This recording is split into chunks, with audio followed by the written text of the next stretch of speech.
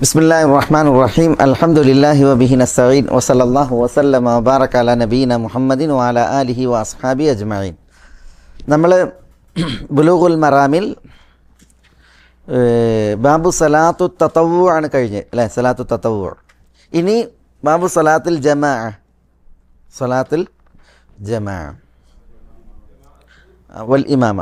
ബാബു സലാത്തിൽ ജമാഅത്തി വൽ ഇമാമ, ജമാഅത്ത് നമസ്കാരം, അതേപോലെ തന്നെ ഇമാമത്ത് നമസ്കാരത്തിൽ, അതുമായി ബന്ധപ്പെട്ട വിഷയങ്ങളാണ് ഇനി അടുത്ത വിശദീകരിക്കുന്നത്. ആ വിഷയത്തിൽ വന്ന ഹദീസുകളാണ് ഇമാം അൽ ഹാഫിദ് ഇബ്നു ഹജർ റഹിമഹുല്ലാ ഇനി ബുലൂഗുൽ മറാമിൽ നൽകുന്നത്. ഇപ്പോൾ നമസ്കാരത്തിൻ്റെ രീതിയൊക്കെ അല്ലേ, തനിച്ച് ഓരോരുത്തരും ശ്രദ്ധിക്കേണ്ട കാര്യങ്ങൾ, അതേപോലെ തന്നെ ജമാഅത്ത് ശറഅാക്കാത്ത രീതിയിലുള്ള അല്ലെങ്കിൽ നിർബന്ധമല്ലാത്ത രീതിയിലുള്ള ഐച്ഛിക നമസ്കാരങ്ങൾ, ഇതൊക്കെയാണ് പറഞ്ഞ്. ഇനി ജമാഅത്തായിട്ടുള്ള നമസ്കാരങ്ങൾ, പിന്നെ ജമാഅത്തായിട്ട് നിർവഹിക്കേണ്ട നമസ്കാരങ്ങൾ, അതാണ് ഇനി വരാൻ പോണത്. ഏതായാലും ഫർദ് നമസ്കാരം അത് ജമാഅത്തായിട്ടാണ് നിസ്കരിക്കേണ്ടത്. ആ വിഷയത്തിൽ വന്ന ഹദീസുകളാണ് ഇവിടെ നൽകുന്നത്. ഒന്നാമത്തെ ഹദീസ് അബ്ദുല്ലാഹി ഇബ്നു ഉമറിൽ നിന്നുള്ള ഹദീസാണ് അല്ലേ. അൻ അബ്ദുല്ലാഹി ഇബ്നു ഉമറ റളിയല്ലാഹു തആല അൻഹുമാ അന്ന റസൂലല്ലാഹി സ്വല്ലല്ലാഹു അലൈഹി വസല്ലം ഖാൽ സലാത്തുൽ ജമാഅത്തി അഫ്ദലു മിൻ സലാത്തിൽ ഫദ്ദി ബി27 ദറജ. മുത്തഫഖുൻ അലൈഹി. വലഹുമ അൻ അബീ ഹുറൈറത റളിയല്ലാഹു തആല അൻഹു ബി25 ദറജ ب25 جزءا. ولهما عن أبي سعيد وقال إيش وكذا وكذا للبخاري عن أبي سعيد الخدري وقال درجة طيب. എന്താ ഹദീസ്? ആരിൽ നിന്നാ ഹദീസ്? അബ്ദുല്ലാഹി ഇബ്നു ഉമറിൽ നിന്ന് അല്ലേ. അൻ അബ്ദുല്ലാഹി ഇബ്നു ഉമർ റളിയല്ലാഹു അൻഹുമ. അബ്ദുല്ലാഹി ഇബ്നു ഉമർ ആരാ? ഉമർ ബിൻ ഖത്താബ് റളിയല്ലാഹുവിൻ്റെ മകൻ. അദ്ദേഹത്തിൻ്റെ വിളിപ്പേര് മുത്തബിഉ സുന്ന.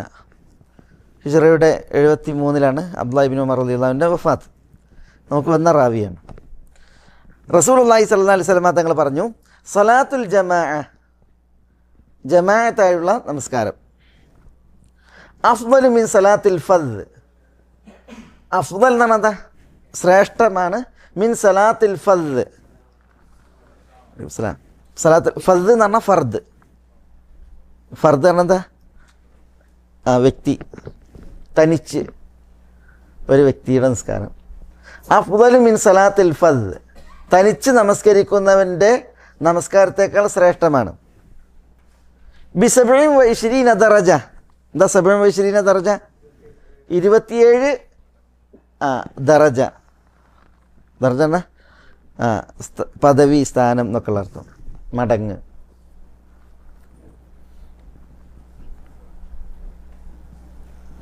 സലാത്തുൽ ജമാഅത്തി അഫ്ദലു മിൻ സലാത്തിൽ ഫദ്ദ്. ജമാഅത്തായിട്ടുള്ള നമസ്കാരം തനിച്ച് നമസ്കരിക്കുന്നവൻ്റെ നമസ്കാരത്തേക്കാൾ ശ്രേഷ്ഠമാണ്.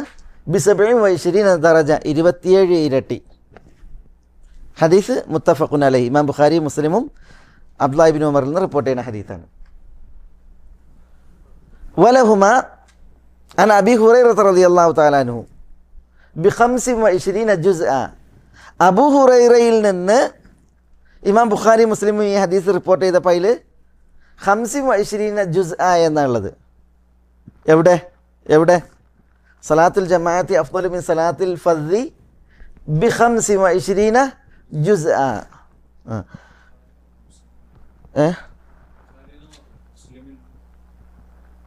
വലഹുമാന്നില്ലേ? വലഹുമ എന്ന് പറഞ്ഞാൽ വലിൽ ബുഖാരി വ മുസ്ലിം. വലഹുമ അൻ അബീ ഹുറൈറ റളിയല്ലാഹു തആല അൻഹു. അവിടെ അപ്പോൾ 25 ഇരട്ടി. ജുസ് എന്ന് പറഞ്ഞാൽ എന്താ? ജുസ് എന്ന് പറഞ്ഞാൽ ഭാഗം. ഇതേ ഉദ്ദേശമാണ്, ദറജ എന്നുള്ള അതേ ഉദ്ദേശമാണ്. തനിച്ച് നമസ്കരിക്കുന്നതിനേക്കാൾ, തനിച്ചുള്ള നമസ്കാരത്തേക്കാൾ ജമാഅത്തായിട്ടുള്ള നമസ്കാരത്തിന് 25 ഇരട്ടി എന്തുണ്ട്?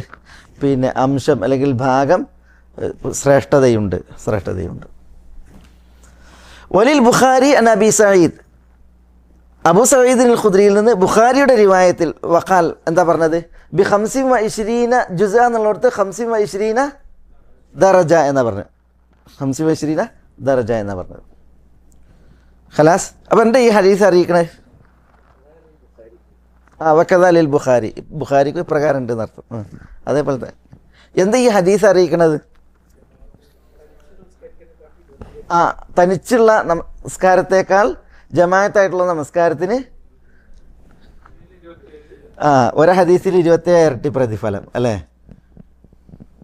മറ്റൊരു ഹദീസിലോ 25 ഇരട്ടി പ്രതിഫലം. അബൂ ഹുറൈറയിൽ നിന്നും അബൂ സഈദ് അൽ ഖുദ്രിയിൽ നിന്നുമുള്ള റിവായത്തിലാണ് എന്ത് 25 ഇരട്ടിന്ന്. ഇബ്നു ഉമറിൽ നിന്നുള്ള ഹദീസിൽ എത്ര? 27 ഇരട്ടിന്നാണ്. അപ്പോൾ 25 27 എടുക്കേണ്ടത്? 27 എടുക്കുക, കാരണം അതാണ് കൂടുതൽ അല്ലേ ആ നിലയ്ക്ക്. അപ്പോൾ 25 ഇരട്ടി എന്ന് പറഞ്ഞ ഹദീസോ? 25 ഇരട്ടി എന്ന് പറഞ്ഞ ഹദീസോ? ഇബ്നു ഉമറിൻ്റെ ഹദീസിൽ മാത്രമാണ് 27 ഇരട്ടി എന്ന് പറഞ്ഞത്. കൂടുതൽ റാവിമാർ റിപ്പോർട്ട് ചെയ്തത് എന്താണ്? 25 ഇരട്ടി എന്നാണ്. 25 ഇരട്ടി പ്രതിഫലം എന്നാണ്. അപ്പോൾ എന്താണ് അതിനുള്ള തൗജീഹ്? ഹദീസ് ജമാഅത്തായിട്ടുള്ള നമസ്കാരത്തിൻ്റെ ശ്രേഷ്ഠതയാണ് അറിയിക്കുന്നത്. അതിൽ ഇഷ്കാലമൊന്നുമില്ല. ജമാഅത്തായിട്ടുള്ള നമസ്കാരം അതിശ്രേഷ്ഠമാണ്. തനിച്ചുള്ള നമസ്കാരത്തേക്കാൾ അതിനെന്തുണ്ട്? മടങ്ങ് പ്രതിഫലമുണ്ട്, കൂടുതൽ മടങ്ങ് പ്രതിഫലമുണ്ട്. അത് 27 ഇരട്ടിയാണോ 25 ഇരട്ടിയാണോ എന്നുള്ളതാണ്. അതിന് പണ്ഡിതന്മാർ പറഞ്ഞ തൗജീഹ് പിന്നെ വിവരണം, ഇവിടെ എണ്ണം പരിഗണനീയല്ല. എണ്ണം എന്തല്ല ഉദ്ദേശിക്കപ്പെട്ടിട്ടില്ല. പിന്നെയോ എത്രയോ ഇരട്ടി പ്രതിഫലമുണ്ട് എന്നുള്ളത് അറിയിക്കലാണ് ഉദ്ദേശം. ഏതുപോലെ അല്ലാഹു സുബ്ഹാനഹു വ തആല വിശുദ്ധ ഖുർആനിൽ പറഞ്ഞ അങ്ങനെ ഉണ്ട്. വിശുദ്ധ ഖുർആനിലും സുന്നത്തിലൊക്കെ അങ്ങനെ ഉണ്ട്. ഇസ്തഗ്ഫിർ ലഹും ഔ ലാ തസ്തഗ്ഫിർ ലഹും ഇൻ തസ്തഗ്ഫിർ ലഹും 70 മറ ഫല യഗ്ഫിർ അല്ലാഹു ലഹും. എന്താ അവിടെ? മുനാഫിഖീങ്ങളുടെ വിഷയത്തിൽ അല്ലാഹ് പറയാണ് ഇസ്തഗ്ഫിർ ലഹും, പ്രവാചകരെ നിങ്ങൾ അവർക്ക് വേണ്ടി മാപ്പിനെ തേടിയാലും, ഔ ലം തസ്തഗ്ഫിർ ലഹും, നിങ്ങൾ അവർക്ക് വേണ്ടി മാപ്പിനെ തേടിയിട്ടില്ലെങ്കിലും, ഇൻ തസ്തഗ്ഫിർ ലഹും 70 മറ, 70 തവണ നിങ്ങൾ അവർക്ക് വേണ്ടിയിട്ട് പൊറുക്കലിനെ തേടിയാലും ഫല യഗ്ഫിർ അല്ലാഹു ലഹും, അള്ളാഹു അവർക്ക് പുറത്തു കൊടുക്കില്ല എന്നാണ്. അവിടെ 70 തവണ തേടിയെന്ന് പറഞ്ഞാൽ 70 ഇങ്ങനെ എണ്ണി തേടാനാ പറഞ്ഞത് അല്ല. പിന്നെയോ അവിടെ എണ്ണ ഉദ്ദേശമല്ല. പിന്നെയോ എത്ര തേടിയാലും ദൈവം അള്ളാഹു അവർക്ക് പുറത്തു കൊടുക്കില്ല എന്നുള്ളതാണ് ഉദ്ദേശം. അപ്പം അങ്ങനെ പ്രയോഗിക്കും. എണ്ണം ഉദ്ദേശമല്ല. പിന്നെയോ എത്ര തേടിയാലും പുറത്തു കൊടുക്കില്ല എന്നുള്ളത് അറിയിക്കാൻ ഒരു പ്രയോഗം മാത്രമാണ്. അതേപോലെ ഇവിടെ എണ്ണം ഉദ്ദേശമല്ല. പിന്നെയോ ജമാഅത്തായിട്ടുള്ള നമസ്കാരം തനിച്ച് നമസ്കരിക്കുന്നതിനേക്കാൾ എത്രയോ മടങ്ങ് പ്രതിഫലം കൂടുതലുള്ളതാണ് എന്നാണ് അതിന് പറഞ്ഞ ഒരു തൗജീഹ്. മനസ്സിലായോ? അതതിൻ്റെ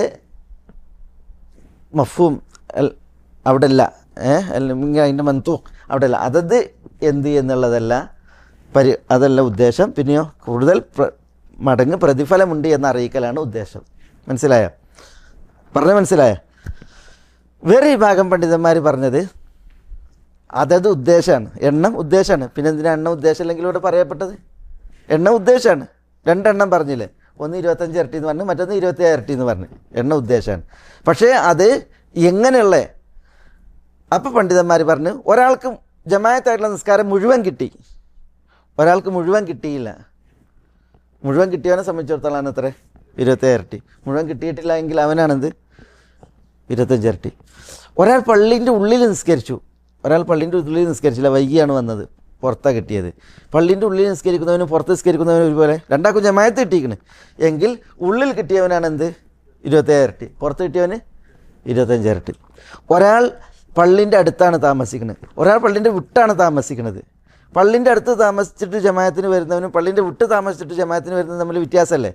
വ്യത്യാസമുണ്ട്. വിട്ടുനിന്ന് വരുന്നവനാണെന്ത്?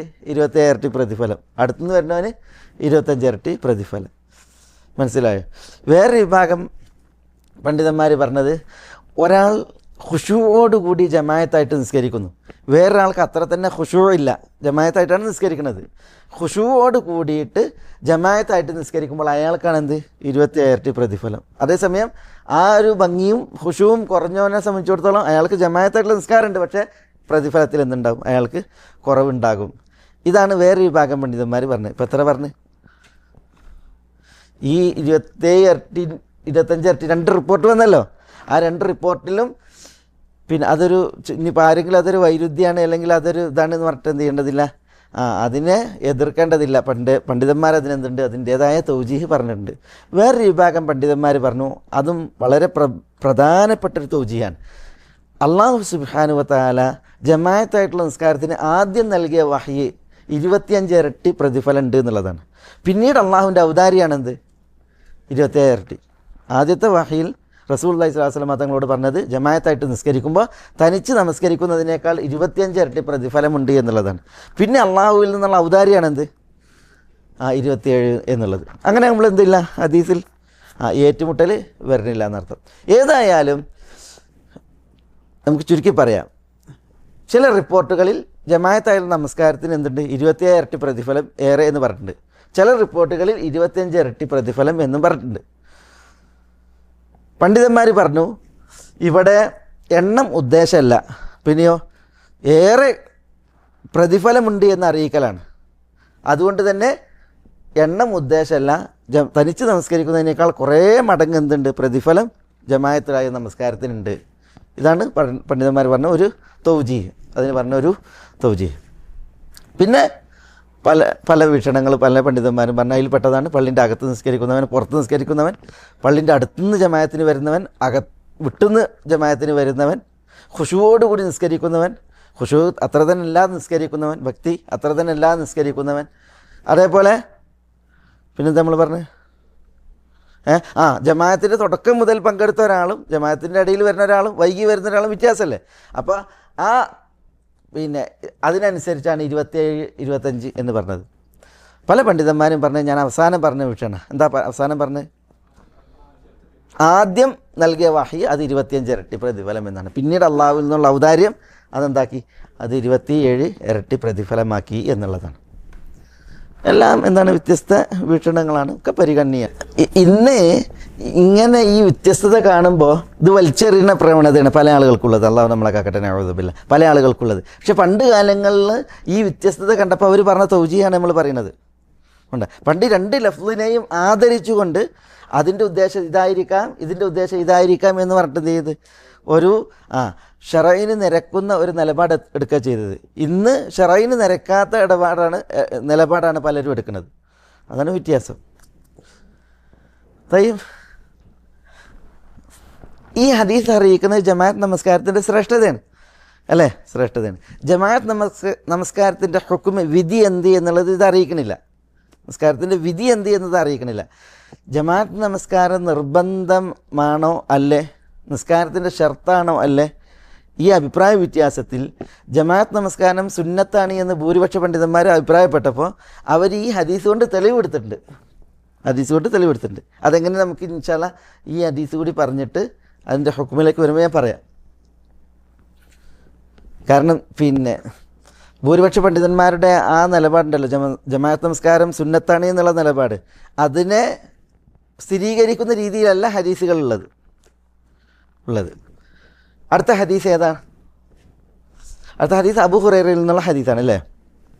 അൻ അബീ ഹുറൈറ റളിയല്ലാഹു തആല അൻഹു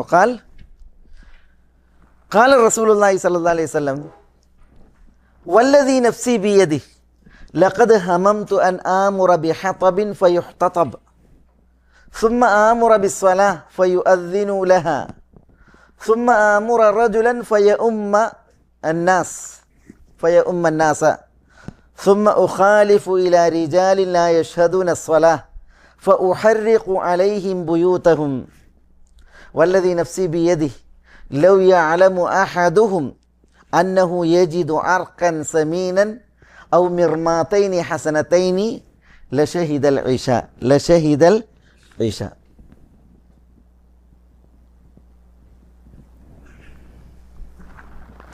അബൂ ഹുറൈറയാണ് ഹദീസിൻ്റെ റാവി.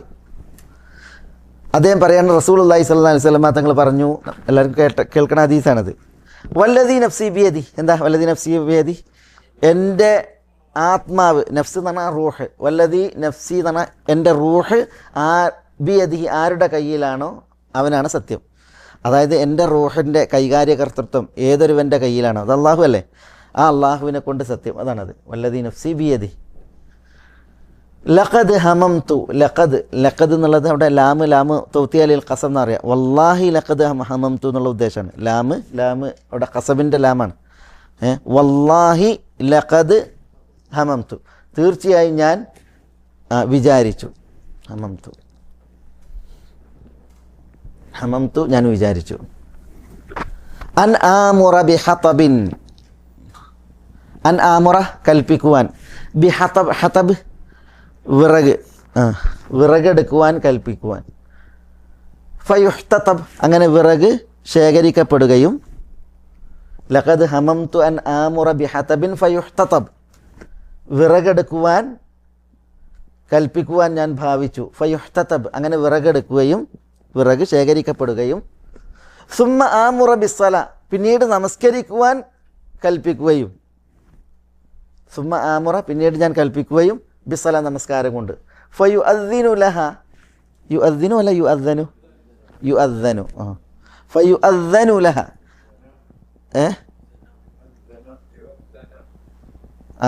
ഫയുഹ്തതബ, ഇവിടെ ഫയുഹ്തതബ എന്നേക്കാര, ഫയുഹ്തതബ, ഫയുഹ്തതബ സുമ്മ ആമുറ ബിസ്സല പിന്നെ നമസ്കാരം കൊണ്ട് കൽപ്പിക്കുകയും. ഫയുഅദ്ദന ലഹ അങ്ങനെ നമസ്കരിക്കുവാൻ ബാങ്ക് വിളിക്കപ്പെടുകയും. സുമ്മ ആമുറ റജുലൻ പിന്നെ ഒരു വ്യക്തിയോട് ഞാൻ കൽപ്പിക്കുകയും.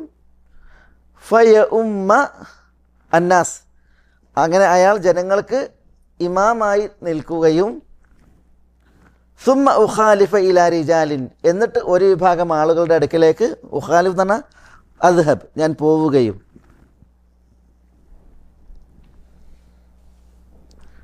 ലാ യഷ്ഹദൂന അസ്സല സുമ്മ ഉഖാലിഫ പിന്നീട് ഞാൻ പോകുകയും. ഇലാ റിജാലിൻ ഒരു വിഭാഗം ആളുകളിലേക്ക്. ലാ യഷ്ഹദൂന അസ്സല അവർ നമസ്കാരത്തിൽ ഹാജരാകുന്നില്ല. നമസ്കാരത്തിൽ ഹാജരാകാത്ത ഒരു വിഭാഗം ആളുകളിലേക്ക് സുമ്മ ഉഖാലിഫ് പിന്നീട് ഞാൻ പോകുവാനും. ഫഉഹർരിഖ അലൈഹിം അങ്ങനെ അവരുടെ ഉൾപ്പെടുത്തി കത്തിക്കുവാനും. ഉഹർരിഖ് എന്ന് പറഞ്ഞാൽ ഞാൻ കത്തിക്കുക, അലൈഹിം അവരുടെ മേൽ, ബുയൂതഹും അവരുടെ വീടുകൾ,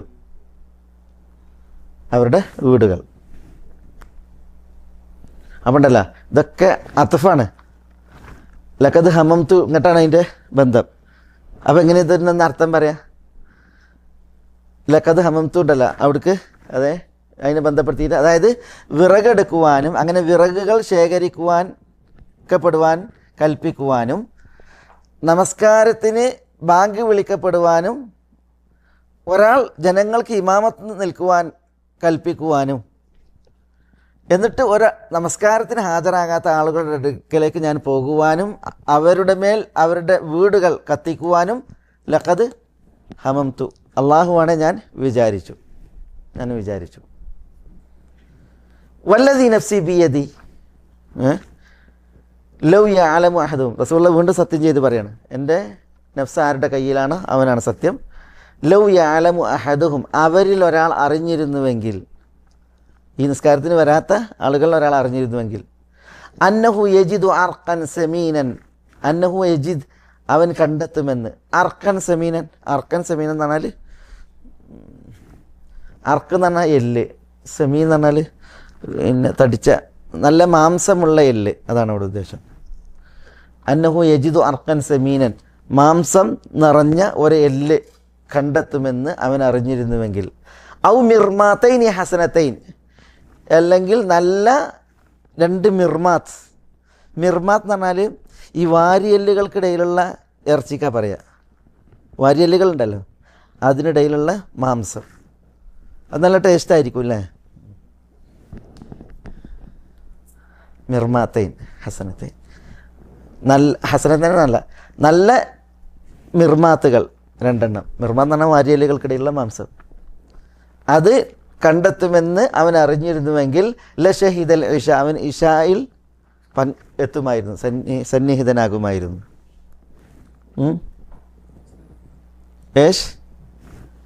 എന്തായിരുന്നു? മിർമാത്തൈൻ എന്ന് പറഞ്ഞാൽ വാരിയലുകൾക്കിടയിലുള്ള മാംസം. ഹസനത്തൈൻ എന്ന് പറഞ്ഞാൽ നല്ലത് എന്ന് പറഞ്ഞാൽ വാരിയലുകൾക്കിടയിലുള്ള മാംസം കുറച്ചല്ലേ ഉണ്ടാവുള്ളൂ. ടേസ്റ്റ് ആണെങ്കിൽ കുറച്ചേ ഉണ്ടാവുള്ളൂ. പക്ഷെ അത് നല്ല ഉണ്ട് പറഞ്ഞാലോ അപ്പോൾ ഒന്നുകൂടി പാഞ്ഞു തരുന്ന അർത്ഥം. അതാണ് വാര്യല്ലുകൾക്കിടയിൽ മാംസം കുറച്ചല്ലേ ഉണ്ടാവുകയുള്ളൂ. പക്ഷെ അത് കുറേ ഉണ്ട്, കുറേ ലഭിക്കുമെന്ന് പറഞ്ഞിട്ടുണ്ടെങ്കിൽ ഷഹീദ് അലി ഇഷായിൽ അയാൾ സംബന്ധിക്കുമായിരുന്നു. ഹദീസ് മുത്തഫഖുൻ അലൈഹി.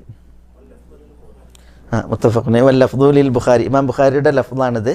ബുഖാരി മുസ്ലിം റിപ്പോർട്ട് ചെയ്ത ഹദീസാണ്. കാരണം ഹദീസിൻ്റെ പദങ്ങളിൽ വ്യത്യാസമുണ്ട്. അപ്പോൾ ഈ ഹദീസ് അറിയിക്കുന്നത് എന്താ? ഹദീസ് അറിയിക്കുന്നത് ഫർദ് ജമാഅത്ത് നമസ്കാരത്തിൻ്റെ മഹത്വവും അതിൻ്റെ ഗൗരവവും, അത് ഉപേക്ഷിക്കുന്നതിൻ്റെ ഗൗരവം, ജമാഅത്തായിട്ടുള്ള നമസ്കാരം ഉപേക്ഷിക്കുന്നതിൻ്റെ ഗൗരവം. എന്താ നബി സല്ലല്ലാഹു അലൈഹി വസല്ലം തങ്ങൾ ജമാഅത്തായിട്ടുള്ള നിസ്കാരത്തിന് എത്താത്ത ആളുകളെക്കുറിച്ച് പറഞ്ഞത്? അവർ ഉൾപ്പെടുത്തിയിട്ട് അവരുടെ വീടുകൾക്ക് തീ കൊടുക്കാൻ ഭാവിച്ചു എന്നാണ്. മനസ്സിലായില്ലേ? ഇവിടെ ഈ ലക്കത് ഹമംതു, ഞാൻ വിചാരിച്ചു എന്ന് പറഞ്ഞിട്ടുണ്ടെങ്കിൽ അവിടെ കേവലം ഒരു വിചാരമല്ല അത്. പിന്നെയോ ഈ ഹമ്മ് എന്നുള്ളതിന് നല്ല കടുത്ത വിചാരം ഉണ്ടല്ലോ, അതിനും ഹമ്മ് പ്രയോഗിക്കും. കേവലം തോന്നലിനും ഹമ്മ് വിചാരിക്കും. കേവലം തോന്നുക എന്നുള്ളതിന് ഹമ്മ് പറയും. അതേപോലെ തന്നെ ദൃഢ തീരുമാനത്തിനും ഹമ്മ് പ്രയോഗിക്കും.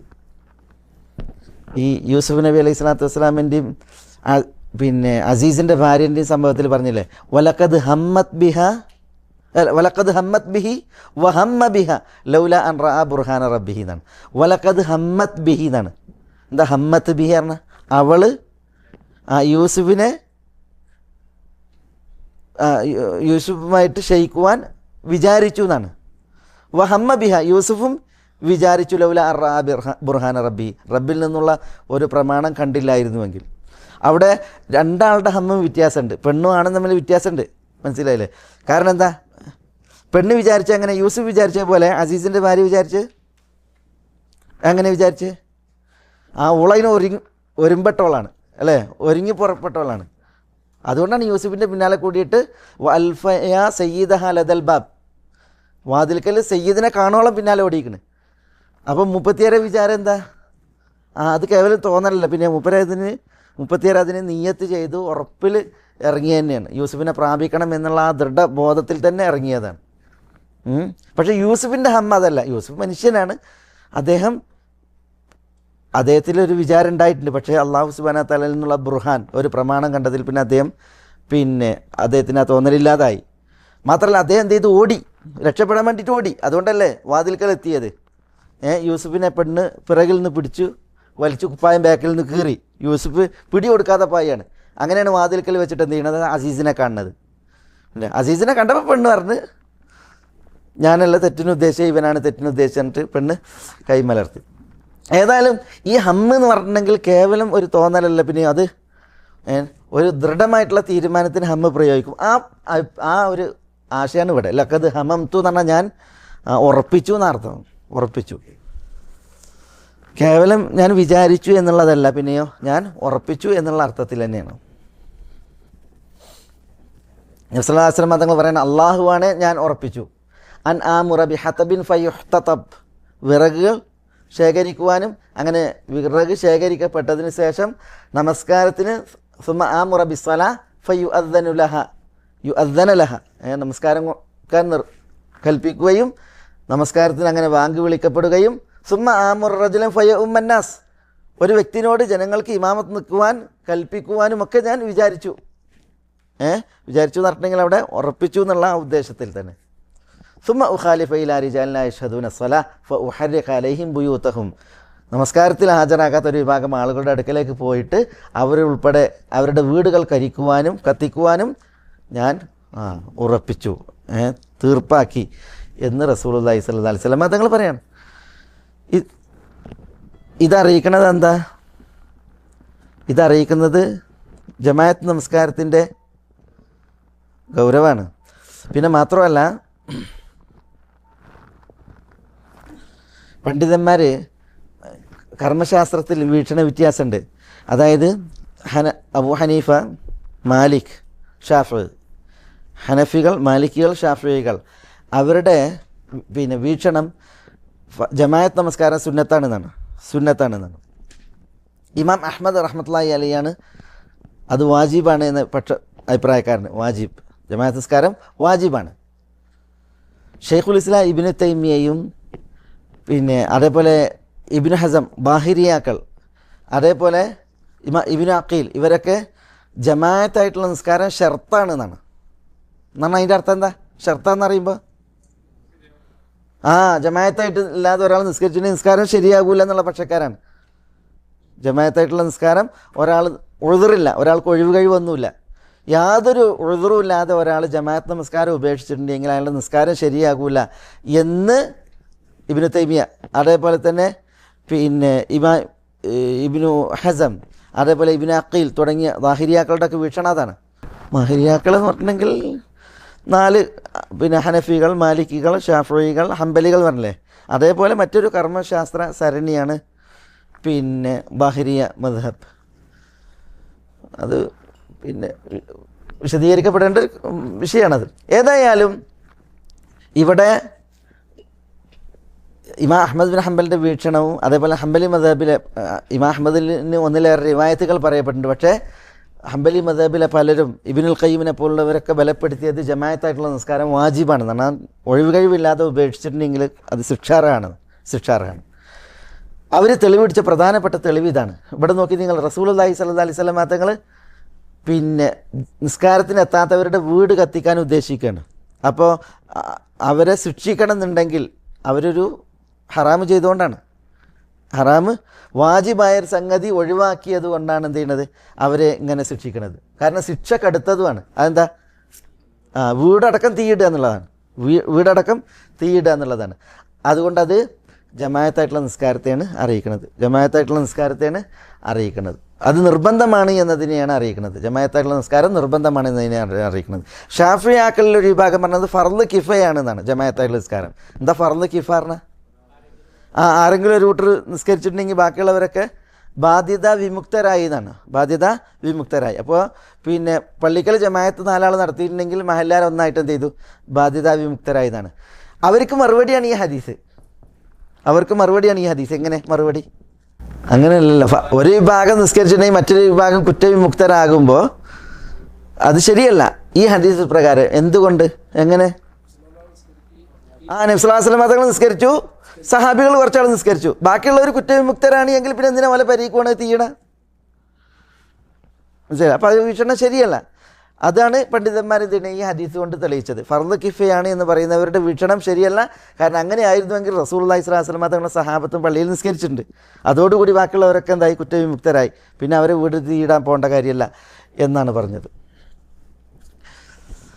അപ്പോൾ ഈ ഹദീസ് ജമാഅത്തായിട്ടുള്ള നമസ്കാരം നിർബന്ധമാണ് എന്ന് പറയുന്നവരുടെ, ഒഴിവ് കഴിവില്ല എങ്കിൽ ജമാഅത്തായിട്ടുള്ള നമസ്കാരം നിർബന്ധമാണ് എന്ന് പറയുന്നവരുടെ ഏറ്റവും പ്രധാനപ്പെട്ട ഒരു അവലംബമാണ്, തെളിവാണ്.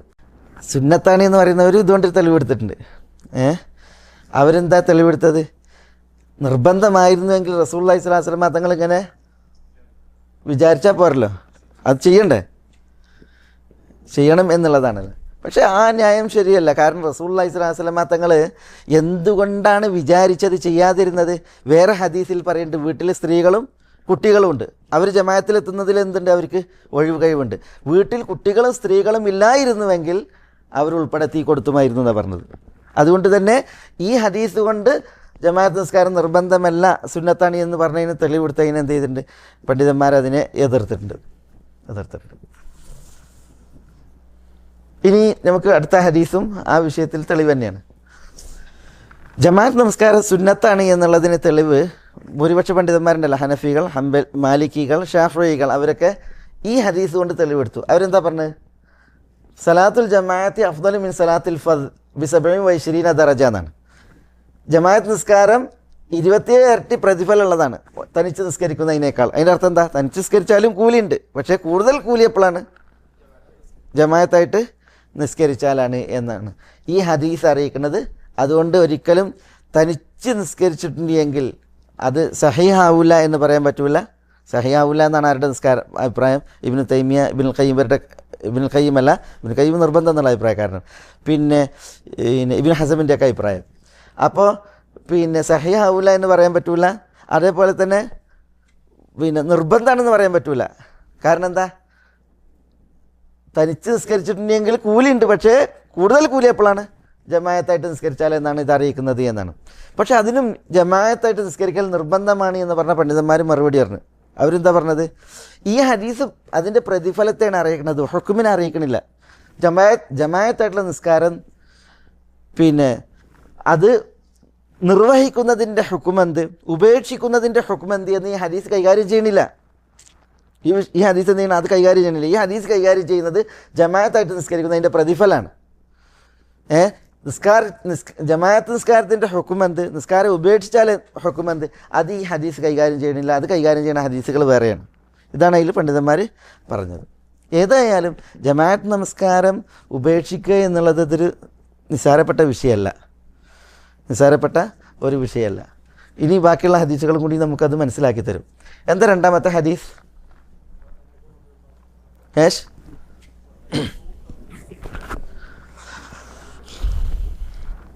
طيب وعن أبي هريرة رضي الله تعالى عنه قال قال رسول الله صلى الله عليه وسلم أثقل الصلاة على المنافقين صلاة العشاء وصلاة الفجر ولو يعلمون ما فيهما لأتوهما ولو حبوا.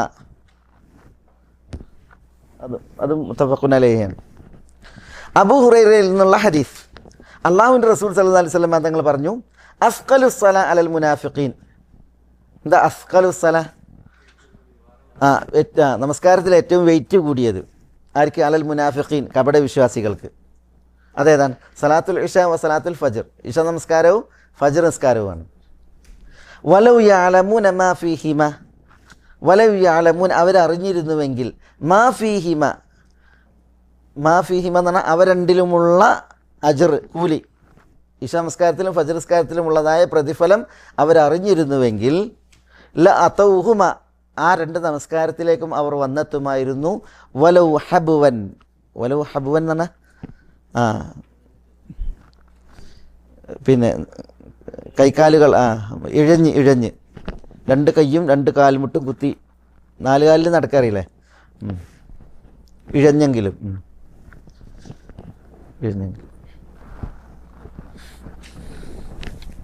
ല അതൗഹുമ, അവർ അതിൽ രണ്ടിലും എത്തുമായിരുന്നു. വലൗ ഹബ്വൻ, ഹബ്വൻ എന്ന് പറഞ്ഞാൽ നാല് കാലിൽ.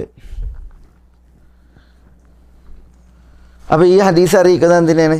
ഈ ഹദീസ് അറിയിക്കുന്നത് പിന്നെ ഇഷ ഫജ്ർ നമസ്കാരങ്ങളുടെ മഹത്വമാണ്. അത് ജമാഅത്തായിട്ട് നിസ്കരിക്കുന്നതിൻ്റെ മഹത്വം. അതിനെ തൊട്ട് പിന്തൽ ആരാണ്? കപടന്മാരാണ്, കപട വിശ്വാസികൾ. ഭാരിച്ച നിസ്കാരം എന്ന് പറഞ്ഞാൽ എന്താ? എങ്ങനെ ഭാരിച്ച നിസ്കാരം? വലിയ അത് നിർവഹിക്കാനൊരു പ്രയാസം, ഒരു ഖുശൂ ഇല്ലാതെ ആളുകളെ കാണിക്കാനാണ്. അതുകൊണ്ട് അല്ലാഹു സുബ്ഹാനഹു വ തആല പറഞ്ഞു, ഇന്നൽ മുനാഫിഖീന യുഖാദിഊന അല്ലാഹ് വഹുവ ഖാദിഉഹും വഇദാ ഖാമു ഇല സ്വലാത്തി ഖാമു കുസാല യുറാഊന അന്നാസ്. വഇദാ ഖാമു ഇല സ്വലാ, നിസ്കാരത്തിൽ അവർ നിന്നാൽ, ഖാമു കുസാല, അവർ മടിയന്മാരായിട്ട് നിൽക്കും. യുറാഊന അന്നാസ്, ജനങ്ങളെ കാണിക്കാൻ വേണ്ടിയിട്ട്. ജമാഅത്ത് നിസ്കാരത്തിന് എത്തിയിട്ടില്ലെങ്കിൽ എന്താ പറയുക? അപ്പോൾ മുനാഫിക്കാണെന്ന് പറയും. അപ്പോൾ അത് പേര് വരരുത് വിചാരിച്ചിട്ടാണ് എന്തിന് പള്ളിയിലേക്ക് വരുന്നത്. നിന്നാലോ, പള്ളിയിൽ വന്നിട്ടുണ്ടെങ്കിലോ കാമു കുസാല, മടിയന്മാരായിട്ട് അവർ നിസ്കരിക്കും എന്നുള്ളതാണ്. അതുകൊണ്ടാണ് അഫ്ഖലുൽ സലാ അലൽ മുനാഫിഖീൻ സലാത്തുൽ ഇശാ വ സലാത്തുൽ ഫജ്ർ വലൗ യഅലമൂന മാ ഫീഹിമാ ലഅതൗഹുമാ വലൗ ഹബ്വൻ എന്ന് പറഞ്ഞത്. തയ്യിബ്, ഇനി അടുത്ത ഹദീസ്. ഇത് മുത്തഫഖുൻ അലൈഹി. അടുത്തതും അബൂ ഹുറൈറയുടെ ഹദീസ് അല്ലേ. وعن أبي هريرة رضي الله تعالى عنه قال أتى النبي صلى الله عليه وسلم رجل أعمى فقال يا رسول الله إنه ليس لي قائد يقودني إلى المسجد فرخص له فلما ولى دعاه فقال هل تسمع النداء بالصلاة قال نعم قال فأجب ده റവാഹു മുസ്ലിം, മുസ്ലിമിൻ്റെ റിവായത്ത്. അബൂ ഹുറൈറ റളിയല്ലാഹു തആല എന്ന് പറയുന്നത്, അത്തൻ നബിയ സല്ലല്ലാഹു അലൈഹി വസല്ലം, നബി സല്ലല്ലാഹു അലൈഹി വസല്ലം തങ്ങളുടെ അടുക്കലേക്ക് വന്നു. റജുലുൻ ആമ, എന്താ റജുലുൻ ആമ? ഒരു ബ്ലൈൻഡായ മനുഷ്യൻ, അന്ധനായ ഒരു മനുഷ്യൻ വന്നു. ഫഖൽ, അദ്ദേഹം പറഞ്ഞു, യാ റസൂൽ അല്ലാഹ്, അല്ലാഹുവിൻ്റെ റസൂലേ, ഇന്നഹു ലൈസ ലി ഖായിദുൻ, ഇന്നഹു തീർച്ചയായും, ലൈസ ലി എനിക്കില്ല, ഖായിദുൻ ഒരു ഖായിദ്, ഗൈഡ് യഖൂദുനി ഇലൽ മസ്ജിദ് പള്ളിയിലേക്ക് എന്നെ നയിക്കുന്ന. പള്ളിയിലേക്ക് എന്നെ കൊണ്ടുപോകുന്ന ഒരാൾ ഗൈഡായിട്ട് എനിക്കില്ല. ഫറഖസലഹു അപ്പോൾ റസൂലുള്ളാഹി സ്വല്ലല്ലാഹു അലൈഹി വസല്ലം തങ്ങൾ അയാൾക്ക് റുഖ്സ നൽകി, ഇളവ് നൽകി. ബ്ലൈൻഡാണ്, പള്ളിയിലേക്ക് കൊണ്ടുപോകാൻ എന്തില്ല, ഗൈഡുമില്ല, ആളുമില്ല. അപ്പോൾ ഫറഖസലഹു റസൂലുള്ളാഹി അദ്ദേഹത്തിന് റുഖ്സ നൽകി, ഇളവ് നൽകി. ഫലമ്മ വല്ല ആ മനുഷ്യൻ അദ്ദേഹം പിരിഞ്ഞു പോയപ്പോൾ, മടങ്ങിപ്പോയപ്പോൾ, ഫലമ്മ വല്ല തിരിഞ്ഞു പോയപ്പോൾ ദഅാഹു നബി സല്ലല്ലാഹു അലൈഹി വസല്ലം തങ്ങൾ അയാളെ വിളിച്ചു, അദ്ദേഹത്തെ വിളിച്ചു. ഫഖാൽ നബി സല്ലല്ലാഹു അലൈഹി വസല്ലം തങ്ങൾ ചോദിച്ചു, ഹൽ തസ്മഉ നിദാഅ ബിസ്സലാ, ഹൽ തസ്മഉ നിങ്ങൾ കേൾക്കുന്നുണ്ടോ അന്നിദ ബാങ്ക് ബിസ്സല നമസ്കാരത്തിനുള്ള വിളി കേൾക്കുന്നുണ്ടോ, നമസ്കാരത്തിലേക്കുള്ള ബാങ്ക് വിളി കേൾക്കുന്നുണ്ടോ? ഖാല നഅം, ഖാല നഅം അയാൾ പറഞ്ഞു, അദ്ദേഹം പറഞ്ഞു അതെ.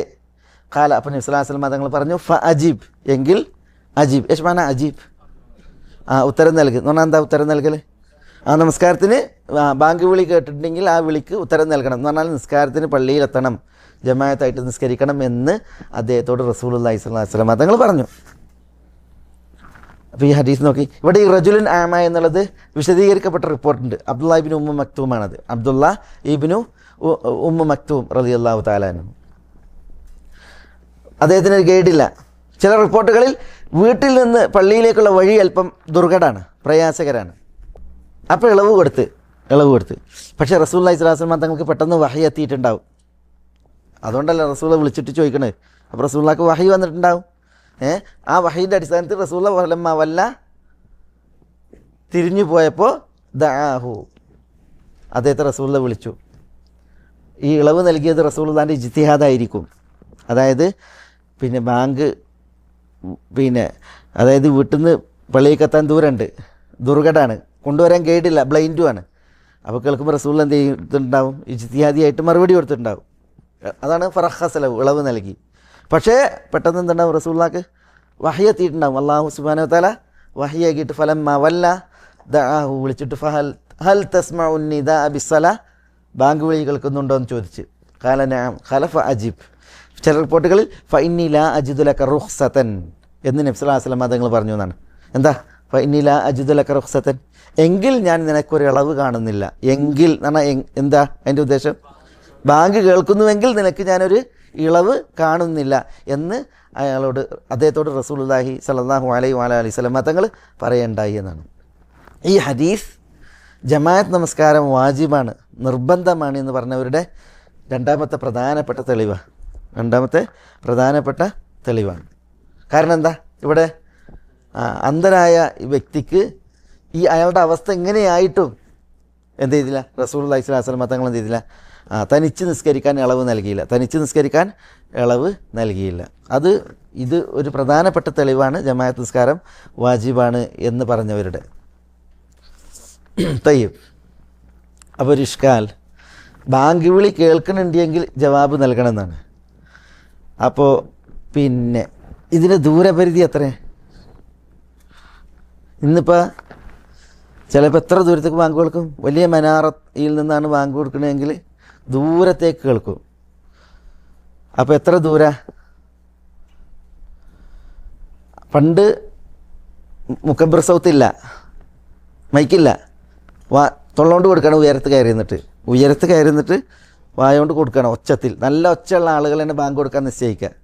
അപ്പോൾ ഉയരത്തിൽ കയറുന്ന ശബ്ദത്തിൽ ബാങ്ക് കൊടുക്കുകയാണ് ചെയ്യുക. അത് കുറേ വിട്ടിക്ക് കേൾക്കും. അന്ന് മുക്കബ്ബിർ സൗത്തില്ല, പക്ഷെ ശബ്ദം കേൾക്കുന്നതിന് ഇന്നുള്ള തടസ്സങ്ങളൊന്നുമില്ല. ഇന്ന് ബാങ്ക് വിളിച്ചിട്ടുണ്ടെങ്കിൽ അത് കേൾക്കാൻ തടസ്സങ്ങളുണ്ട്. കാരണം എന്താ? മിനാരത്തേക്കാൾ ഉയരമുള്ള ബിൽഡിങ്ങുകളാണ്, മനസ്സിലായില്ലേ? പിന്നെ വാഹനങ്ങളാണ്, ശബ്ദകോലാഹലമാണ്. ഇന്ന് നല്ല ശബ്ദം ബാങ്കിനുണ്ട്, പക്ഷേ ആ ശബ്ദം തടയപ്പെടുന്ന രീതിയിൽ ബിൽഡിങ്ങുകളുണ്ട്, വാഹനങ്ങളുണ്ട്, കലപിലയുണ്ട്, അല്ലേ? അന്ന് അങ്ങനെയല്ല. അന്ന് നല്ല ശബ്ദത്തിൽ ബാങ്ക് കൊടുക്കുമ്പോൾ ആ ശബ്ദം കേൾക്കാൻ തടസ്സങ്ങളില്ല, മനസ്സിലായില്ലേ? പള്ളി മിനാര ഉയരത്തിലാണ്, അതിൻ്റെ താഴെക്കാരൻ ബിൽഡിങ്ങുകളൊക്കെ. ബാങ്ക് വിളിച്ചിട്ടുണ്ടെങ്കിൽ എങ്ങനെ നീ ദൂരത്തേക്ക് കേൾക്കും? അതുകൊണ്ട് ചില ഷെയ്ഖുമാർ പറഞ്ഞത്, ഒരാൾ ആ ഒരു സാഹചര്യത്തിൽ ബാങ്ക് വിളിച്ചിട്ടുണ്ടെങ്കിൽ എന്ന് പറഞ്ഞാൽ ഒരാൾ നല്ല ശബ്ദമുള്ള ഒരു വ്യക്തിയാണ്, ബാങ്കിയാണ്. അയാളുടെ ബാങ്ക് കേൾക്കുന്നതിന് എന്തില്ല? തടസ്സങ്ങളില്ല. എന്നാൽ ബിൽഡിങ്ങുകളോ മറയോ അതേപോലെ തന്നെ ശബ്ദ കോലാഹലം ഒന്നുമില്ല. അങ്ങനെ ബാങ്ക് കൊടുത്തിട്ടുണ്ടെങ്കിൽ എത്ര കിലോമീറ്ററിലേക്ക് കേൾക്കും? കിലോമീറ്ററോ? അല്ല, 3 കിലോമീറ്റർ കേൾക്കുന്നതാണ്. ഒരാൾ നല്ല ശബ്ദത്തിൽ ഉയരത്തിൽ നിന്ന് ബാങ്ക് വിളിച്ചിട്ടുണ്ടെങ്കിൽ ഇന്ന് നമ്മൾ 1/2 കിലോമീറ്റർ അറിയണത് നമ്മളുടെ ഈ സാഹചര്യം വെച്ചാണ്. കാരണം എന്താ, ഇന്ന് ബിൽഡിങ്ങുകളാണ്, ശബ്ദ കോലാഹലമാണ്. പക്ഷെ അതൊന്നും ഇല്ലാത്തൊരു സാഹചര്യത്തിൽ ഇപ്പോൾ ഫജറിന് ബാങ്ക് കൊടുത്തിട്ടുണ്ടെങ്കിൽ മലകൾക്ക് അപ്പുറത്ത് നിന്ന് ബാങ്ക് കൊടുത്തിട്ടുണ്ടെങ്കിൽ, മലയുടെ അപ്പുറത്ത് തന്നെ ബാങ്ക് കൊടുത്തിട്ടുണ്ടെങ്കിൽ നമ്മളെ നാട്ടിൽ കേൾക്കും അല്ലേ? ദൂരത്ത് നിന്ന് ബാങ്ക് കൊടുക്കുന്നത് കേൾക്കും. അത് മൈക്കിലൂടെ ആണെങ്കിലും തടസ്സങ്ങളൊക്കെ ഉണ്ടായിട്ടാണ് പറയുന്നത്, മനസ്സിലായി? അപ്പോൾ തടസ്സങ്ങളൊന്നും ഇല്ലാതെ ഒരു നിരന്ന സ്ഥലം, ആ സ്ഥലത്ത് ഉയരത്തിൽ കയറിയിട്ട് ഒരാൾ ശബ്ദത്തിൽ ബാങ്ക് വിളിക്കുകയാണെങ്കിൽ 3 കിലോമീറ്റർ ദൂരപരിധിയിൽ കേൾക്കും എന്നാണ് ഇവിടെയുള്ള പണ്ഡിതന്മാരിൽ ചിലരുടെ അവരുടെ അനുഭവത്തിൻ്റെ വെളിച്ചത്തിൽ പറഞ്ഞിട്ടുള്ളത്. അബ്ദുൽ കരീം അൽ ഖുദൈർ ഇവിടുത്തെ വലിയ പണ്ഡിത സഭയിലെ ഒരു പണ്ഡിത മെമ്പറാണ്. അദ്ദേഹത്തിൻ്റെ ഒക്കെ അഭിപ്രായം അതാണ്. ചിലർ പറഞ്ഞത് അത് നിശ്ചയിക്കൽ ഉറുഫാണ്, നാട്ടിലെ സാഹചര്യം, നമ്മുടെ നാട്ടിലെ സാഹചര്യമാണ് ആ ദൂരപരിധി നിശ്ചയിക്കുക എന്നുള്ളതാണ്. പക്ഷേ റസൂലുള്ളാഹി സ്വല്ലല്ലാഹു അലൈഹി വസല്ലം തങ്ങളുടെ കാലത്ത് മുക്കബ്ബിർ സൗത്തില്ല എന്നുള്ളത് ശരിയാണ്. ഇന്ന് മുക്കബ്ബിർ സൗത്ത് ഉണ്ടെങ്കിൽ തന്നെയും പള്ളിയിലേക്ക് പോകാനുള്ള വഴികൾ തരപ്പെട്ടിട്ടുണ്ട്. ഒരു പ്രയാസമില്ല, അടതടവില്ലാതെ പോകാം. പലർക്കും വാഹനമുണ്ട്, മനസ്സിലായില്ലേ? പള്ളിയിലേക്ക് എത്താനുള്ള സൗകര്യവുമുണ്ട്. അതുകൊണ്ട് തന്നെ ബാങ്ക് കേട്ടിട്ടുണ്ട് എങ്കിൽ പള്ളിയിലെത്താൻ ഒഴിവ് കഴിവില്ല എങ്കിൽ, പള്ളികൾ മുട്ടിന് പള്ളികളല്ലേ, കിലോമീറ്റർ പോകേണ്ട കാര്യമൊന്നുമില്ല. 100 മീറ്റർ 200 മീറ്റർ 300 മീറ്ററൊക്കെ വിട്ടിലാണ് പള്ളികളുള്ളത്. അതിലേറെ ദൂരത്ത് പള്ളികളൊന്നുമില്ല, അതിലേറെ വിട്ട് എന്തില്ല, പള്ളികളില്ല. അതുകൊണ്ട് തന്നെ ബാങ്ക് വിളി കേട്ടിട്ട് നിസ്കാരം അതിന് ജമാഅത്തിൽ പങ്കെടുക്കാൻ എത്തുന്നില്ല എങ്കിൽ അതൊരു അപരാധം തന്നെയാണ്, അതിൽ ഇഷ്കാലില്ല. അതാണ് അബൂ ഹുറൈറ റളിയല്ലാഹുവിൻ്റെ ഹദീസ്. ഇനി അടുത്തത് ഇബ്നു അബ്ബാസിൽ നിന്നുള്ള ഹദീസ് അല്ലേ. عن ابن عباس رضي الله تعالى عنه أن النبي صلى الله عليه وسلم قال من سمع النداء فلم يأت فلا صلاة له إلا من عذر رواه ابن ماجه والدارقطني وابن حبان والحاكم وإسناده صحيح على شرط مسلم وإسناده على شرط مسلم ولكن رجح بعضهم وقفه طيب هذه دين أرتم بريا عن ابن عباس رضي الله تعالى عنه قال عن ابن عباس رضي الله تعالى عنه أن النبي صلى الله عليه وسلم قال ابن عباس നിവേദനം നബി സല്ലല്ലാഹു അലൈഹി വസല്ലം തങ്ങൾ പറഞ്ഞു. ഇബ്നു അബ്ബാസ് ആരാ? അബ്ദുല്ലാഹിബ്നു അബ്ബാസ് റളിയല്ലാഹു തആല അൻഹു, തർജുമാനുൽ ഖുർആൻ. റസൂലുള്ളാഹിൻ്റെ ആരാണ്? ഇബ്നു അബ്ബാസ് റസൂലുള്ളാഹിൻ്റെ പിതൃവ്യ പുത്രൻ അബ്ദുല്ലാഹിബ്നു അബ്ബാസ് റളിയല്ലാഹു തആല അൻഹു. അദ്ദേഹം ഹിജ്റയുടെ 68 തായിഫിലാണ് മരണപ്പെട്ടത് റളിയല്ലാഹു തആല അൻഹു. അദ്ദേഹം പറയാണ്, നബി സല്ലല്ലാഹു അലൈഹി വസല്ലം തങ്ങൾ പറഞ്ഞു. എന്താ നബി സല്ലല്ലാഹു അലൈഹി വസല്ലം തങ്ങൾ പറഞ്ഞത്? മൻ സമിഅ നിദ, വല്ലവനും ബാങ്ക് കേട്ടാൽ നിദ എന്നാണ് അവിടെ ഉദ്ദേശം, അല്ല അദാൻ. മൻ സമിഅ അൽ അദാൻ എന്നർത്ഥം. വല്ലവനും ബാങ്ക് വിളി കേൾക്കുകയും ഫലം യഅതി എന്നിട്ട് എത്തുകയും ചെയ്തിട്ടില്ല എങ്കിൽ, എന്നിട്ട് നമസ്കാരത്തിന് എത്തുകയും ചെയ്തിട്ടില്ല എങ്കിൽ ഫലാ സലാത്ത ലഹു, അവൻ എന്തില്ല, നമസ്കാരമല്ല. ഫലാ സലാത്ത ലഹു, അവൻ നമസ്കാരമല്ല. ഇല്ലാ മിൻ ഉസ്രിൻ, എന്താ ഇല്ലാ മിൻ ഉസ്രിൻ? ഒഴിവ് കഴിവുണ്ടെങ്കിലല്ലാതെ, രോഗം, പേടി തുടങ്ങിയ ഒഴിവ് കഴിവുകൾ ഉണ്ടെങ്കിലല്ലാതെ അയാൾക്ക് നിസ്കാരമല്ല എന്നാണ്. അപ്പോൾ എന്താ ഈ ഹദീസ് അറിയിക്കുന്നത്? ബാങ്ക് വിളി കേൾക്കുന്നവൻ നമസ്കാരത്തിന് എത്തിയിട്ടില്ല എങ്കിൽ അയാൾക്ക് എന്തില്ല, നിസ്കാരം ഇല്ല എന്നുള്ളത്. ഇബ്നു അബ്ബാസിൽ നിന്നുള്ള ഈ ഹദീസ് ഇതിപ്പോൾ നബി സല്ലല്ലാഹു അലൈഹി വസല്ലം തങ്ങൾ പറഞ്ഞു എന്നാണ്. അപ്പോൾ അത് മർഫൂആയ ഹദീസാണ്, നബി സല്ലല്ലാഹു അലൈഹി വസല്ലം തങ്ങൾ പറഞ്ഞതായിട്ടാണല്ലോ. ഹദീസ് ഇബ്നു മാജ, ദാറഖുത്നി, ഇബ്നു ഹിബ്ബാൻ, ഹാക്കിം എന്നിവർ റിപ്പോർട്ട് ചെയ്തിട്ടുണ്ട്. മുസ്ലിമിൻ്റെ ഷർത്ത് അനുസരിച്ചാണ് എന്ന ഹാക്കിം അതിനെക്കുറിച്ച് പറഞ്ഞിട്ടുണ്ട്. എന്നാണ് ഇമാം മുസ്ലിം റിപ്പോർട്ട് ചെയ്തത് ആ നിബന്ധനയോട് കൂടിയുള്ള ഹദീസാണ് എന്നാണ് ഇമാം ഹാക്കിം പറഞ്ഞത്. വറജ്ജഹ ബഅദുഹും വഖഫഹു. ചില പണ്ഡിതന്മാർ ഇത് മൗഖൂഫാണ് എന്നതിനെയാണ് ബലപ്പെടുത്തിയത്. എന്ന് പറഞ്ഞാൽ എന്താ അതിൻ്റെ അർത്ഥം?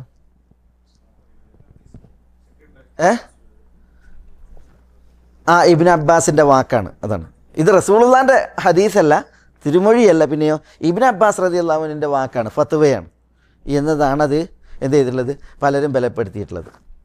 അതാണ് റജ്ജഹ ബഅദുഹും, ചിലർ ബലപ്പെടുത്തി വഖഫഹു, ഇത് മൗഖൂഫാണ് എന്ന് പറഞ്ഞാൽ ഇബ്നു അബ്ബാസ് റളിയല്ലാഹുവിൻ്റെ വാക്കാണ്, എന്തല്ല ഹദീസല്ല എന്നാണ്.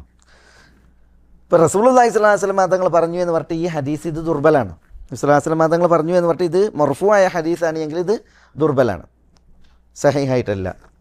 കാരണം റസൂലുള്ളാഹി സ്വല്ലല്ലാഹു അലൈഹി വസല്ലം തങ്ങൾ പറഞ്ഞു എന്ന് പറഞ്ഞിട്ടുള്ള ഈ ഹദീസ് ഉണ്ടല്ലോ, ഇബ്നു മാജയും ദാറഖുത്നിയും ഇബ്നു ഹിബ്ബാനും ഹാക്കിമൊക്കെ റിപ്പോർട്ട് ചെയ്യുന്ന ഈ ഹദീസ്, ഈ ഹദീസിൽ മൂസ ഇബ്നു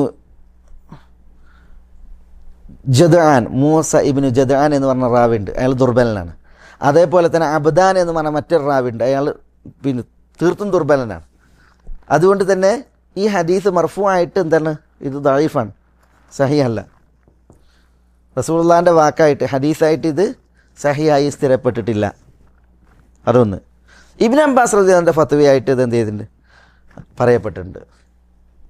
ഇബ്നു അബ്ബാസ് റളിയല്ലാഹുവിൻ്റെ വാക്കായിട്ട് ഇത് പറയപ്പെട്ടിട്ടുണ്ട്. ഏതായാലും ഇത് പിന്നെ മർഫൂആയിട്ട് എന്തല്ല, ഹദീസ് സഹീഹല്ല, ദുർബലാണ്. പക്ഷേ ഇബ്നു അബ്ബാസിൻ്റെ ഫത്വയായിട്ട് വാക്കായിട്ട് എന്താണ്, ഇത് സഹീഹായി വന്നിട്ടുണ്ട് എന്നാണ് പണ്ഡിതന്മാർ പറയുന്നത്. തയ്യ്. അപ്പോൾ അങ്ങനെയാണെങ്കിൽ ഒഴിവ് കഴിവില്ലാതെ ഒരാൾ നമസ്കാരം ഉപേക്ഷിച്ചിട്ടുണ്ടെങ്കിൽ, ജമാഅത്തായിട്ടുള്ള നിസ്കാരം ഉപേക്ഷിച്ചിട്ടുണ്ടെങ്കിൽ അയാൾക്ക് നിസ്കാരമില്ല എന്നുള്ളതാണ് ഇബ്നു അബ്ബാസിൻ്റെ ഫത്വ. തയ്യ്. ഇതാണെങ്കിൽ പിന്നെ പറയാനുള്ളത്. ഏതായാലും ജമാഅത്തായിട്ടുള്ള നമസ്കാരത്തിൻ്റെ പ്രാധാന്യമാണ് ഇത് അറിയിക്കുന്നത്. അത് വളരെ ഗൗരവപ്പെട്ടൊരു വിഷയമാണ്, മനസ്സിലായി. ഒരേ ഹദീസിൽ വന്നിട്ടുണ്ട്, റസൂലുള്ളാഹി സ്വല്ലല്ലാഹു അലൈഹി വസല്ലം തങ്ങൾ പറയാണ്, പിന്നെ മൻ സല്ല മുൻഫരിദൻ ഖൽഫ സഫ് ഫലാ സലാത്ത ലഹു, സഫിന് പിന്നിൽ തനിച്ച് നിസ്കരിക്കുന്നവന് നിസ്കാരമല്ല എന്നാണ്. ജമാഅത്തായിട്ടുള്ള നിസ്കാരം അതിലൊരാൾ മാത്രം എന്ത് ചെയ്യാണ്, സഫിൻ്റെ അവസാനത്തിൽ തനിച്ച് നിസ്കരിക്കുകയാണെങ്കിൽ അയാൾക്ക് നിസ്കാരമല്ല എന്നാണ്. ഇബ്നുൽ ഖയ്യിം പറയാണ്, സഫ് പൂർണ്ണമാണ് എല്ലാത്തിലും, ഒരാൾ ബാക്കിൽ ഒറ്റയ്ക്ക് നിസ്കരിക്കുകയാണെങ്കിൽ അയാൾക്ക് നിസ്കാരമല്ല എന്നാണ് ഹദീസ് അറിയിക്കുന്നത്. സഹിയാണ് ഹദീസ്, മനസ്സിലായില്ലേ? അപ്പോൾ സഫിന് പിന്നിൽ തനിച്ച് നിസ്കരിക്കുന്ന ഒരാൾക്ക് നിസ്കാരമില്ലെങ്കിൽ പിന്നെ ഒറ്റയ്ക്ക് പെരയിൽ നിസ്കരിക്കണവൻ എങ്ങനെ നിസ്കാരം ഉണ്ടാകുക? അതാണ് ഇബ്നുൽ ഖയ്യിം റഹ്മത്തുള്ളാഹി അലൈഹി ചോദിക്കുന്നത്. പിന്നെ അടുത്ത ചോദ്യം, പിന്നെ സലാത്തുൽ ഖൗഫ് ഇല്ലേ, സലാത്തുൽ ഖൗഫ് എന്താ? സലാത്തുൽ ഖൗഫ് ഭയപ്പാടിൻ്റെ സമയത്തുള്ള നിസ്കാരം, യുദ്ധ സമയത്തുള്ള നിസ്കാരം അല്ലേ? ആ നിസ്കാരം എങ്ങനെ പഠിപ്പിച്ച്? അത് ഒറ്റയ്ക്ക് നിസ്കരിക്കാനാണ് പറഞ്ഞതല്ല, ജമാഅത്തായിട്ട് നിസ്കരിക്കാൻ പറഞ്ഞ്? ജമാഅത്തായിട്ട് ഒരു വിഭാഗം ശത്രുവിലേക്ക് തിരിഞ്ഞേക്കും, മറ്റൊരു വിഭാഗം നിസ്കരിക്കുക, ജമാഅത്തിൽ പങ്കെടുത്തുകൊണ്ട്, മനസ്സിലെ? ആ വിഭാഗം നിസ്കരിക്കണമെങ്കിൽ സുജൂദ് പോയിട്ട് ഉയർന്നിട്ടുണ്ടെങ്കിൽ പിന്നെ എന്ത് ചെയ്യുക, ബാക്കിയുള്ളവർ സുജൂദ് ചെയ്തിട്ട് ഉയരുക. എന്നാലും ജമാഅത്തായിട്ടാണ് പഠിപ്പിച്ചത്, മനസ്സിലായി? അതൊക്കെ അറിയിക്കുന്നത് ജമാഅത്തായിട്ടുള്ള നിസ്കാരത്തിൻ്റെ നിർബന്ധിത ഹുക്കുമിനെയാണ് എന്ന് ഇബ്നുൽ ഖയ്യിമിനെ പോലുള്ളവർ സ്ഥിരീകരിച്ചത് കാണാൻ സാധിക്കും. ഏതായാലും പിന്നെ വളരെ ഗൗരവപ്പെട്ടൊരു വിഷയമാണ് ജമാഅത്തായിട്ടുള്ള നിസ്കാരം എന്നുള്ളതാണ് ഈ ഹദീസുകൾ അറിയിക്കുന്നത്. ഇൻഷാ അല്ലാഹ് ചില ഹദീസുകൾ കൂടി ഈ വിഷയത്തിൽ നമുക്ക് വരാനുണ്ട്. അല്ലാഹു സുബ്ഹാനഹു വ തആല നമ്മളെല്ലാവരെയും അനുഗ്രഹിക്കുമാറാവട്ടെ. വസല്ലല്ലാഹു വസല്ലമ വബാറക അലാ നബീന മുഹമ്മദിൻ വഅലാ ആലിഹി വഅസ്ഹാബിഹി അജ്മഈൻ. അസ്സലാമു അലൈക്കും.